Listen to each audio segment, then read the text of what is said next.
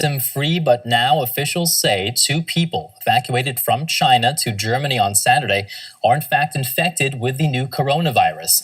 They were among a group of more than 120 passengers flown to Frankfurt on a military plane from Wuhan. That's the Chinese city at the center of the outbreak. The evacuees are now in quarantine in a medical facility. They will be there for 2 weeks. The infected are 2 German citizens. They are being treated in a hospital in Frankfurt where doctors say they are doing well. On Sunday, Germany's health minister defended the decision to carry out that evacuation. At departure in China, we had to and were able to assume that symptom-free compatriots were returning to us. They were still symptom-free in Frankfurt, and in that sense, they seemed healthy. But incubation time means, in a situation like this, that what we've seen can change relatively quickly. That shows exactly why the quarantine was right. Well, one of those people who was on that plane joins us now. Yannick Weiss is a German student who is living in China. He's now, in fact, under quarantine at an airbase in southwestern Germany. Yannick, first of all, thank you for speaking with us. I wanted to ask you, how's your health? How are you feeling? I mean, this has been quite the ordeal for you and everybody who was on that plane. Well, hello back, and yeah, I'm feeling very well. I have no problems, and nearly everybody I know here from the German group is also very, very well. Of course, this is a difficult situation for all of us. This type of quarantine, I think nobody expected this when we started to go to China. And of course, we are fine and we are well treated, and of course here's quite a lot of medical support. So if something would happen, we got an immediate help and an evacuation to a real hospital in Frankfurt. What's that quarantine like? So you're currently at a German military base. What are the facilities like? Do you feel well taken care of? And how are you coping personally? Well, right now we are here at a military base. This building is separated from the other buildings. We have a fence around our house, so there's no way that a normal soldier or somebody else can join us in our house, but also we are not allowed to leave our house. Of course, we are allowed to go outside, but we are not allowed to pass the fence. But the facility here is very, very good. Everybody of us has a single room. We want to prevent an outbreak here, also, of course, in the facility. So this kind of isolation is, I think, the best opportunity to manage this thing. Yannick, tell me about the evacuation itself. You were one of around 100 people flown out of China at the time. You were not aware that a couple of people on the plane were infected, right? Well, of course, this is a little risk that is always there. But we are all wearing masks during the evacuation in the plane for all the time. So I think the risks that we infect us there is not very high. But of course, it's quite possible. And that's why we have here this kind of quarantine, because I think it's necessary, because nobody can say, am I healthy or not? Now, you were studying in Wuhan, right? What was life like in the city once this outbreak happened? What did you experience? Well, of course, I was there for half a year, and at the beginning, everything was stunning for me. It's a living city, 11 million people are living there, and suddenly, all of these 11 million people, nobody is at the streets anymore. You have giant routes which are completely empty. You have malls and nobody is inside. There are no cars. There are no walkers or something else. Most of the shops are completely closed, and only some supermarkets are open left. There are enough groceries and everything else. That's right.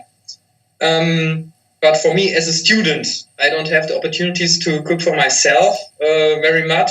So, yeah, at the last time, I eat quite a lot of instant noodles and vegetables and fruits. And, of course, I'm fine that I can eat no better food here. Now, Yannick, I mean, as those numbers started to increase, the number of people infected, the death toll rose. How did that make you feel? How scared were you? Of course, it's very, very sad that the death toll is increasing. But to be honest, I think that there's so many infected people and not so many infected people. If you compare it to normal influenza, I think, we should be a little bit careful about this, but I think it's not that dramatic. Yannick Weiss, he's a German student. He was recently evacuated from China, from Wuhan, due to that coronavirus outbreak. You sound very calm. Thank you so much for speaking with us. We really appreciate you taking the time. You're welcome. This patient's health took an unexpected turn for the better. The 70-year-old Chinese woman came down with the coronavirus, which has already claimed hundreds of lives. But the virus vanished from her body after doctors in Thailand administered an unusual cure. This is the standard treatment that we've used with patients. It's a mixture of anti-HIV drugs and a flu drug, which China used to cure MERS patients. The mixture of both treatments shows vast improvement 48 hours after applying the treatment, and the result turns negative. Further tests will determine whether this cocktail will put an end to the coronavirus epidemic. China is struggling to contain the disease. The army has flown almost 800 medical staff and 60 tons of supplies to Wuhan, the city at the epicenter of the outbreak. After receiving the order, we immediately began to make arrangements for the mission, carefully selecting crews and coming up with 4 different flight plans. Considering the high risk of infection, we also took measures to protect ourselves and provide a safe cabin space. More than 300 people have died from the virus in China. Almost 15,000 infections have been registered across the country. In Wuhan and the surrounding Hubei province, hospitals are being built in record time to absorb the strain on the health sector. Outside Hubei, the government is desperate to slow the virus's spread. In the city of Wenzhou, every household is limited to 1 shopping trip by person every 2 days. Public transport is disinfected, but next week, millions of Chinese will return to work after an extended Lunar New Year holiday to put such measures to the test. Well, for more now, we go over to Matthias Berlinger, our correspondent in Beijing. Matthias, the number of coronavirus cases keeps rising in China. More and more people are dying. Is this going to continue getting worse before it gets better? That's what most people expect. The numbers are rising. The numbers are rising at a faster pace.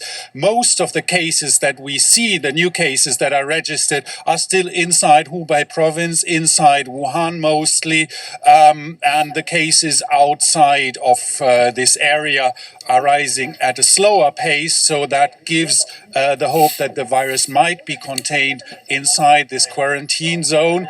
But this is far from sure, because there is a long incubation period, and we might as well see the numbers taking off in other parts of China in the next few days. I understand a new purpose-built hospital has just been finished in Wuhan. How is that expected to help in tackling the coronavirus outbreak? The new hospital has more than 1,000 beds. They're badly needed, considering that several thousands of people in the city have been diagnosed with the virus, and we keep hearing reports about people being not able to get their diagnosis because test kits are lacking and other admission problems in hospitals. So these beds are badly needed, but the Wuhan government has stepped up other measures as well.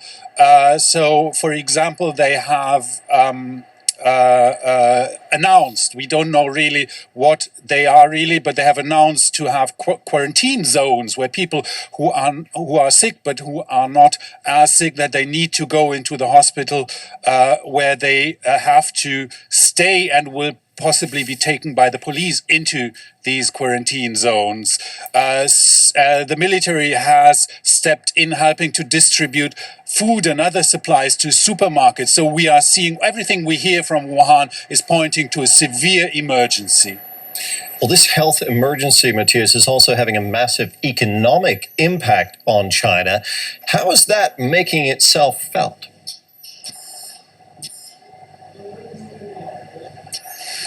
Today is the day where, according to initial plans, the holiday, the New Year holiday, should have ended. China is pretty much in a lockdown economically around this time of the year because of the holidays. But as you can see, all these shops here have not opened today. The government has extended the holiday. So if until now economically there was some kind of a lucky coincidence that this crisis fell onto a holiday season, now we are going to feel the real reasons when production, when commercial activity will not pick up after the holiday. Matthias, thank you very much. That was correspondent Matthias Berlinger in Beijing.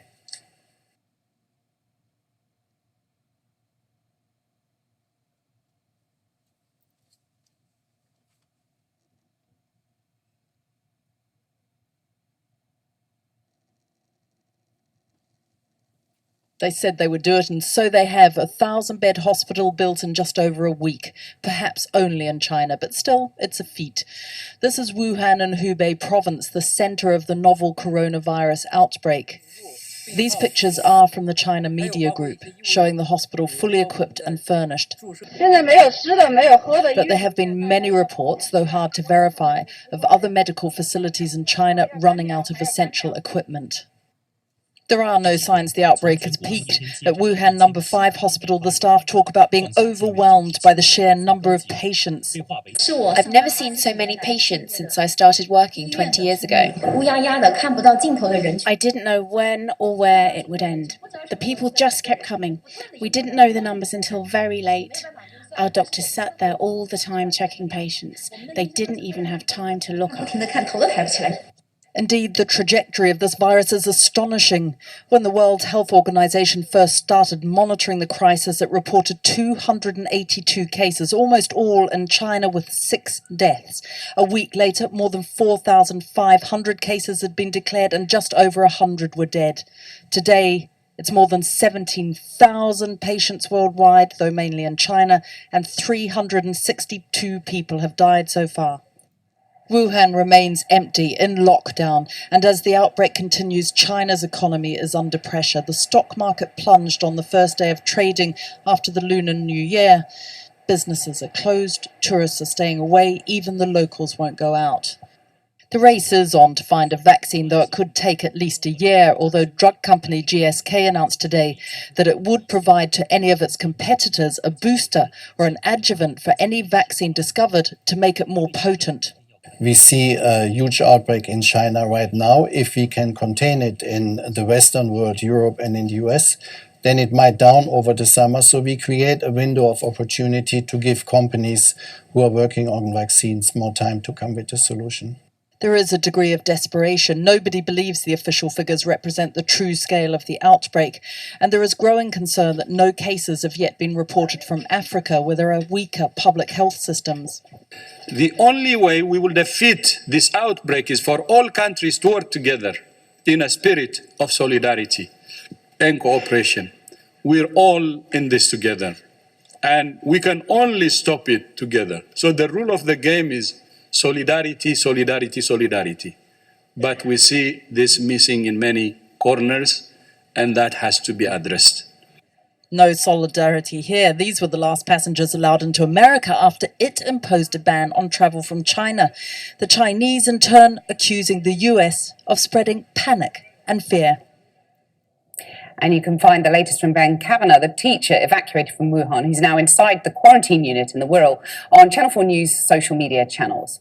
But one unpleasant repercussion of the global fear of the coronavirus has been a growing number of racist incidents experienced by Chinese and other Asian people, including here in the UK. Joining me now is Sylvia Wu, a Chinese citizen working in London, and Jessie Lau, a Hong Kong freelance journalist formerly based in Beijing, currently researching the coronavirus outbreak for us here at Channel 4 News. Sylvia, well, let me ask you first. You've had quite a distressing experience recently, haven't you? Just tell us about that. Yeah, sure. So the past Saturday in the afternoon, I was just walking out of a tube station in West London. And when I was walking on my phone, and then there was a voice just came to me, said, you didn't bring the virus from China, I hope. And at the moment, I was like really shocked, didn't know what happened. When I look up and trying to find who said that sentence, I saw a man staring at me and having this very judgmental expression on his face. And at the moment, I felt really offended and insulted, obviously. So I asked him to stop. After I walked away, I didn't realize he actually followed me. And then when I saw him again, he was just across the street and just swearing at me and giving me really not friendly finger gestures. And that's when I felt really upset and really scared and hurt by this incident. Intimidating. Very intimidating. Did you think about reporting this? I actually thought about it, but to be honest, I don't have very clear information about how should I do it. At the moment, I would think about just a report on the staff, like working in the tube station, but I also understand that's not their responsibility to deal with this situation. What impact has this had on you, this incident? It's really upsetting. It's really extremely upsetting to me. And because I've been living here for 6 years, London is my home now. And I think everyone is lovely. Everyone treated me really lovely. But when this happened, you just start doubting, is that true? Is everyone really think I'm a lovely person, or they just think I'm Chinese, I'm different to them? And especially after I shared my experience on Chinese social media, I got a lot of comments from my friends who also living here, said they had similar experience. People being rude to them, people just calling their names in the public, and that's when I feel like this situation really needs to stop. Jessie, now let me turn to you, because you've been doing some research on this very issue, and sadly Sylvia's case, a really distressing experience, is not the only case you found, is it? No, it's definitely not an isolated incident. On Friday, I actually put out a call on social media asking if people had received racist attacks related to the coronavirus, and in just a span of 2 days I received 100 messages and responses. And just to share with you a couple, so there was one person who told me they were on the tube and they were trying to hold on to the handrail for stability, and someone whacked their hand away and accused them of having the coronavirus. Multiple people have been yelled at and even spat on in public. There was a doctor who had his storefront of his medical practice graffitied over with the words coronavirus. And this spike in racism is not happening just across the UK, but also globally. And it comes at a time when China's rise, both politically and economically, is causing a lot of geopolitical tension in many countries. There have been reports of restaurants in Vietnam and Japan and other countries refusing to serve Chinese customers. French and Australian newspapers have faced backlash for racist headlines.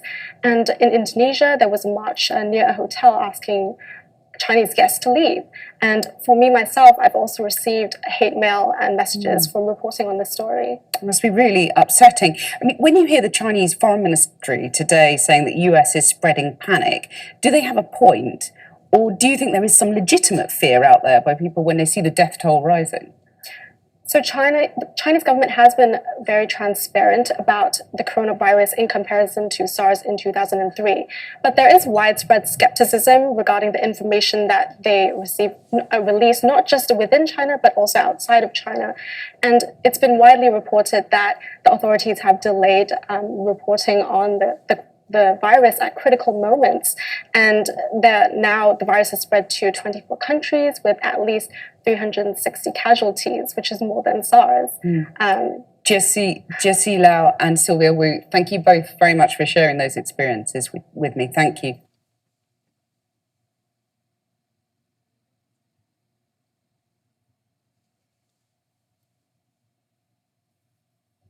Hello there. I'm in my kitchen, so I'm not wearing a mask.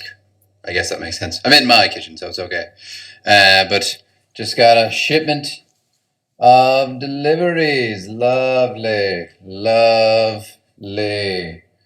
So unpack those now, and I'll show you the highlights of the deliveries. The most important things. Oh, come on. There we go. This is the most important thing. Now we can stay in quarantine for as long as necessary. Doesn't matter if we get sick. We have the cure right here. Yes, this is ideal. Ideal.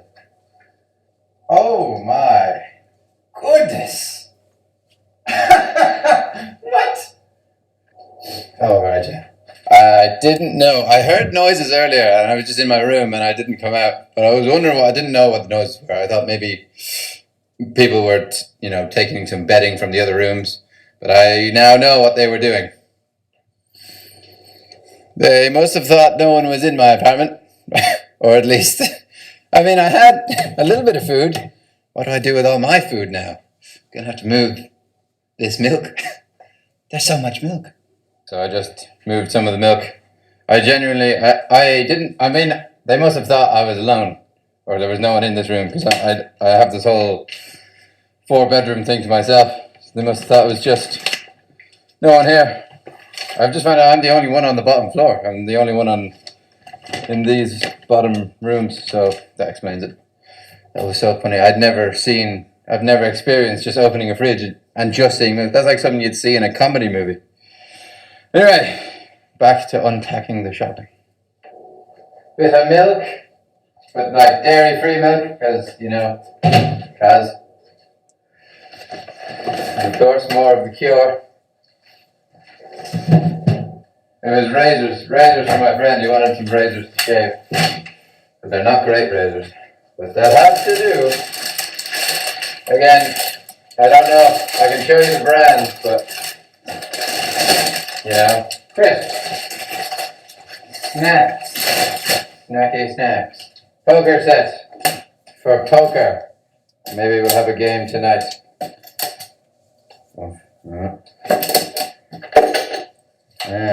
Can you see that? Dude, there we are, dude. Oh, there's no cards in the thing. Wow. Wow, that was, wow. I'm sure we'll figure something out. Somebody has cards somewhere. Cereal.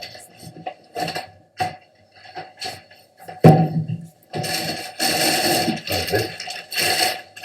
Boxers and socks. And some more t-shirts because I only have so many clothes. A good deodorant. Again, can't show you the brand. And some salves because I might cook. Real cooking, not Chinese cooking. Real cooking. Grand. This is all from my mother. My mother lives in Liverpool. We're in the Wirral, and they're just across the river from each other. So,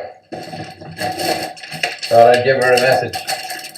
Because everyone here has been so kind, and they've done so much already. I was like, I gotta, just do a little bit. They can't do everything for me. So I just gave the mother a message.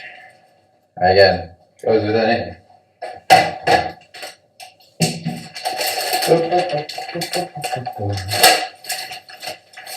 Alright, the rest isn't too important, so, okay, I think that's me. It's day 2 still. So I've done a video this morning. Here's I'll probably do a little video during poker. Only when I have good cards. Lovely, and now I will turn this into a delicious breakfast sandwich. Not this though. This is hand sanitizer. I won't put that in the sandwich. Or the banana. I'll just show you the sandwich when it's ready. Oh, good Lord. Look at that, baby. Look at that. Grand job. Day 3. Let's go.